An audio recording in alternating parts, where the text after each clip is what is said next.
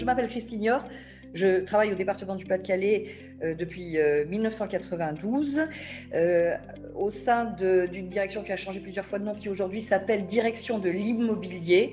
Donc, nous nous occupons du patrimoine bâtiment du Pas-de-Calais. Mon service, c'est le service de la maintenance du patrimoine. Nous avons en charge l'ensemble du parc immobilier, d'une part les collèges qui constituent l'essentiel et d'autre part les bâtiments départementaux. Sergent Enora, donc je suis le consultant d'Auxand qui a été chargé de déployer la solution Auxand Simeo dans le Pas-de-Calais.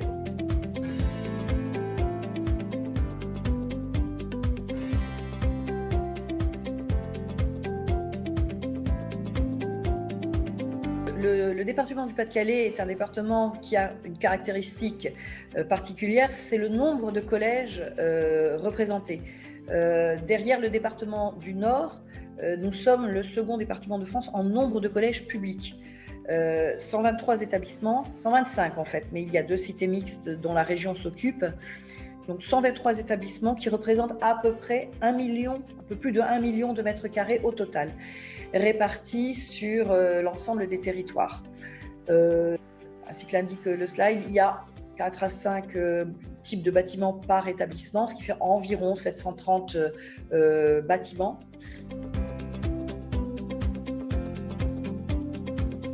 Notre souhait a été de concentrer la solution Auxand Simeo uniquement sur les collèges, puisqu'on en parlera peut-être au moment de l'attente des bénéfices. Ouais. C'était pour les collèges que notre questionnement avait du sens. Différents besoins, exactement, il y en avait 7 principaux, mais qui peuvent être réunis sur des grandes thématiques, 3 principalement. La première, c'est la connaissance du parc. La deuxième, c'est la prise de décision, la fiabilisation de la prise de décision. Et la troisième, c'est la synergie et les budgets. Et en fait, c'est un petit peu des besoins, Christine, je te laisserai confirmer ou infirmer, mais c'est un petit peu des besoins qui vont en cascade finalement. Le socle primordial, c'est naturellement la connaissance du parc. Et à travers celle-ci, le fait de disposer d'une vision objective, ça c'est un point important. Serge-Henri en reparlera au moment où on expliquera comment est-ce qu'on a réussi à fiabiliser cette connaissance. Claire et uniforme de l'état du patrimoine. Ça, c'est le premier besoin.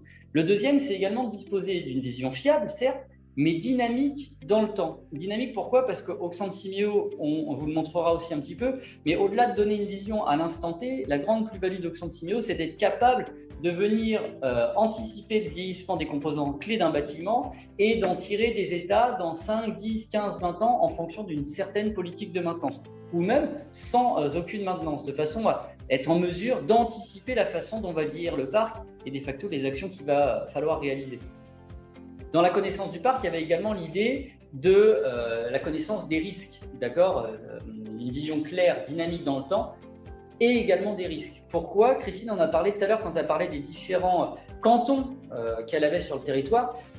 Tous n'ont pas les mêmes contraintes, que ce soit économique, géographique, ou en termes d'usage et d'exploitation, et en fait l'outil est capable de prendre en compte ces choses-là, qu'une salinité particulière va avoir un impact différent sur la dégradation par exemple des façades comparativement à un bâtiment qui va être situé en plein milieu des terres, qu'un bâtiment exposé à une pollution importante va également vieillir d'une façon différente, qu'un bâtiment avec un certain taux d'occupation va également vieillir d'une autre façon, et que tous les territoires n'ont pas non plus le même contexte économique et qu'une même action peut avoir des coûts différents, qu'elle se situe en zone urbaine ou en zone plus rurale.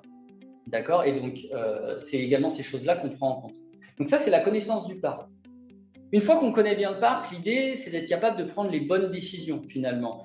Grâce à cette connaissance, d'être capable de disposer de scénarios de maintenance à court, moyen, long terme, donc 5, 10, 15, 20 ans, avec, en injectant des actions curatives, préventives ou correctives, c'est pas affiché à l'écran, qui vont permettre finalement d'anticiper les choses et d'être capable également de les orchestrer de la bonne façon, de façon à éviter de se retrouver face à des murs qu'on n'avait pas vu venir ou qu'on avait préféré pas vu venir, pas vouloir voir des fois, en disant mince, je me retrouve face à une action qui paraît colossale, alors qu'en réalité, si 5 ans avant j'avais entrepris une action corrective ou une action préventive, j'aurais pu me l'éviter ou en tous les cas la retarder. Parce qu'il n'y a pas non plus de miracle. Au bout d'un moment, le renouvellement devient impératif, mais il y a des actions qui permettent d'étendre la durée de vie des composants et du coup de réduire la périodicité de ces actions chronophages et lourdes financièrement.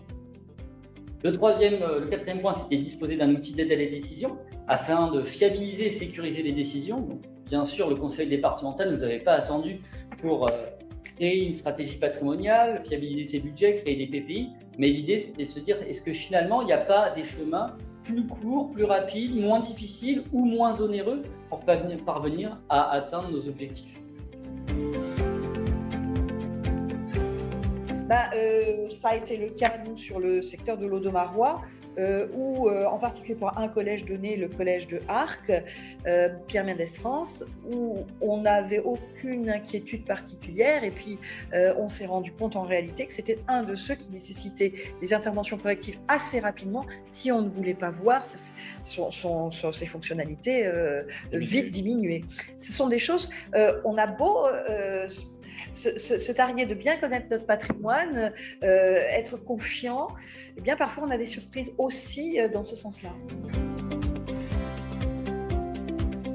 L'idée là, c'est d'avoir un outil neutre qui nous permet d'objectiver et de produire, de formaliser de manière plus parlante, plus accessible, ce qu'on se contentait de donner via des dossiers.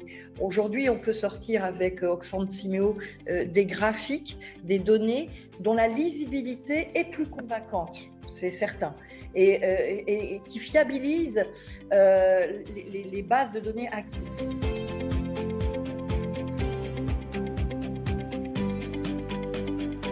Nos techniciens sont des hommes et des femmes qui peuvent être amenés à quitter le département ou à venir occuper d'autres fonctions. Et comme je pense dans beaucoup d'endroits, la connaissance du patrimoine, elle est dans la tête des gens. Elle est vraiment, c'est le savoir-faire et la connaissance que des hommes et des femmes de terrain ont acquise. Qui fait que le départ de quelqu'un ou son absence vient à créer un trou et une lacune et des redémarrages à zéro pour savoir dans quel état est quelque chose, à quel endroit. L'idée, c'était d'avoir aussi une base de données qui, renseignée et ensuite mise à jour, nous évite les trous dans la raquette et d'avoir à revenir sans arrêt sur,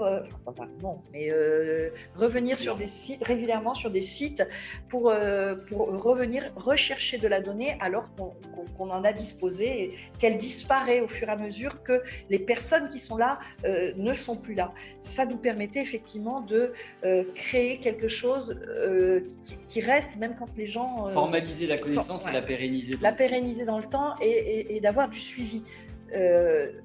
Aujourd'hui, je ne dis pas qu'on en était réduit au crayon papier, nous avions quelques outils, mais disparates selon les secteurs et avec des risques d'effacement au fur et à mesure que le personnel bouge. Le personnel bouge, il n'y a rien à faire.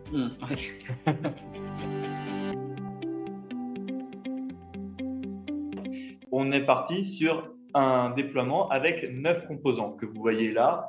La structure macro du bâtiment, sa couverture, les revêtements de la façade, les fenêtres extérieures, la production de chaux, c'est-à-dire les chaudières, l'électricité, la plomberie, la sécurité et protection incendie et le gros équipement de cuisine. On est parti sur ces 9 premiers composants justement pour économiser du temps, avoir une vision plus macro. Je peux te laisser... Oui. En réalité, c'était délibéré. Nous avons déjà eu par le passé des expériences de gestion patrimoniale avec des outils et nous nous sommes plantés parce que on s'est laissé déborder par le souci de rentrer dans les détails et d'aller trop loin. Cette expérience nous a servi pour dire que si on voulait être efficace et opérationnel rapidement, il fallait se limiter à ce que nous considérions comme essentiel en recueil de données, en tout cas dans un premier temps. Et c'est une volonté délibérée de rester en dessous de 10, parce qu'au-dessus de 10, on s'est dit, ça y est, on va partir de nouveau dans un détail qui ne nous sert pas dans l'immédiat. Oui. Donc on est resté sur le structurel. Le structurel, c'est le clos, le couvert, la sécurité, chauffer, alimenter en fluide et puis les demi-pensions, puisque comme on est dans des collèges, une des fonctions qui ne doit pas tomber en panne et être défaillante, c'est la restauration scolaire. Pour nous, c'est un point très très très important.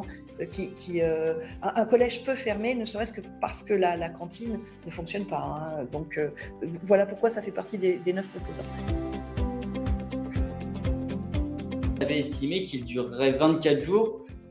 Vous le voyez, une grande partie était sur la fiabilisation et la réponse au questionnaire, qui représente 13 jours, mais pour un volume conséquent de bâtiments, 492.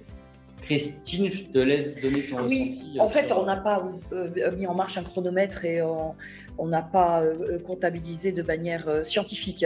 24 jours, l'ordre de grandeur est le bon. Alors, mon sentiment à moi, c'était qu'on était entre 24 jours, un mois.